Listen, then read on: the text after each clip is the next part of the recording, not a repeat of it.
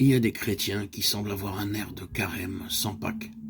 Cependant, je reconnais que la joie ne se vit pas de la même façon à toutes les étapes et dans toutes les circonstances de la vie. Parfois très dure. Elle s'adapte et se transforme. Et elle demeure toujours, au moins, comme un rayon de lumière qui naît de la certitude personnelle d'être infiniment aimé, au-delà de tout.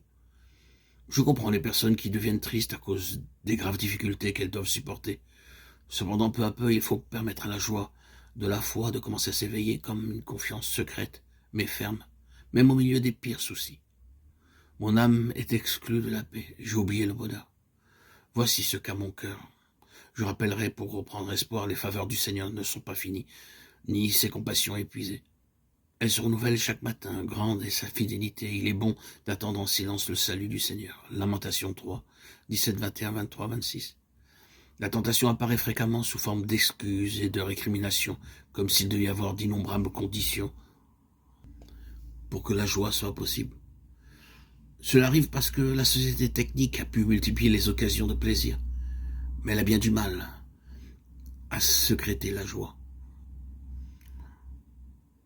Je peux dire que les joies les plus belles et les plus spontanées que j'ai vues au cours de ma vie sont celles de personnes très pauvres qui ont peu de choses auxquelles s'accrocher. Je me souviens aussi de la joie authentique de ceux qui, même dans de grands engagements professionnels, ont su garder un cœur croyant, généreux et simple. De diverses manières, ces joies puisent à la source de l'amour toujours plus grand de Dieu, qui s'est manifesté en Jésus-Christ. À l'origine du fait d'être chrétien, il n'y a pas une décision éthique ou une grande idée, mais la rencontre avec un événement, avec une personne, qui donne à la vie un nouvel horizon, et par là, son orientation décisive. C'est seulement grâce à cette rencontre ou nouvelle rencontre avec l'amour de Dieu qui se convertit en heureuse amitié que nous sommes délivrés de notre conscience isolée et de l'autoréférence. Nous parvenons à être pleinement humains quand nous sommes plus qu'humains, quand nous permettons à Dieu de nous conduire au-delà de nous-mêmes, pour que nous parvenions à notre être le plus vrai. Là se trouve la source de l'action évangélisatrice.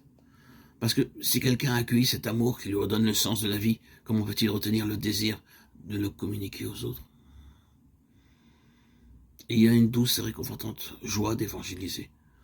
Le bien tend toujours à se communiquer. Chaque expérience authentique de vérité et de beauté cherche par elle-même son expansion.